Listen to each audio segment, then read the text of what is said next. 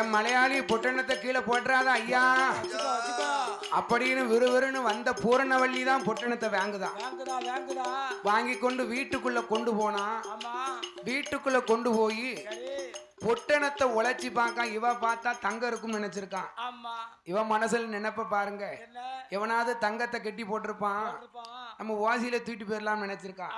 பொட்டணத்தை உழைச்சி உழைச்சி பார்த்தால 5 உலக்க அரிசி இருக்கு, 5 உலக்கு இருக்கு, கத்தேரிக்காய், ஆமா, வாழைக்காய், முருங்கைக்காய், பூசணிக்காய், ஆமா, இந்த காயெல்லாம் தூக்கி பட்டாள வெட்டி வச்சிருந்திருக்கான். சரி, அந்த பட்டாள வெட்டியில போட்டா 21 கோழி முட்டை இருந்திருக்கு. நாட்டு முட்டை பூரா அதை எண்ணி பார்த்தா 21 இருக்கு. ஆமா, முட்டை இருக்குல்ல, முட்டை உடையவே இல்லை. இல்ல, நல்ல முட்டை. சரி, குளக்கருவாடு பொட்டணம் இருக்கு, அழகா இருக்கு, அதையும் தூக்கி பட்டாள பெட்டியில வச்சா.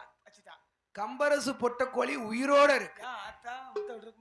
அப்போ அந்த பொட்டக்கோழியுடைய கால அவுத்தான். அடுப்பு எங்க இருக்குன்னு தேடுதா.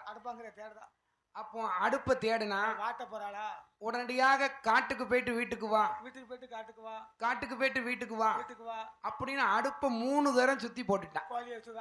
விட்டுட்டால அந்த பேக்கோழி எங்கேயும் போச்சா, அவ காலதான் சுத்துது.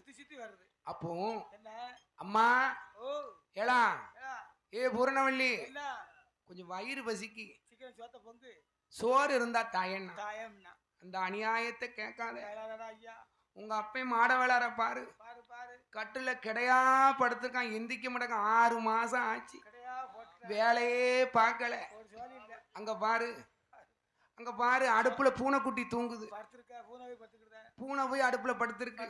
அதனால இனிமேலும் மண்ணை வெட்டணும், மண்ணை வெட்டியாந்து மண்ணை மனையணும், பானை தட்டணும், வண்ணம் பூசணும், சுள்ள வைக்கணும், தெங்காசி சந்தையில போய் வியாபாரம் பார்க்கணும்.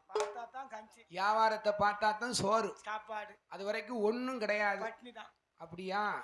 இப்போ மண்ணு வெட்டணுமா? அப்போ சீக்கிரம் கொடு.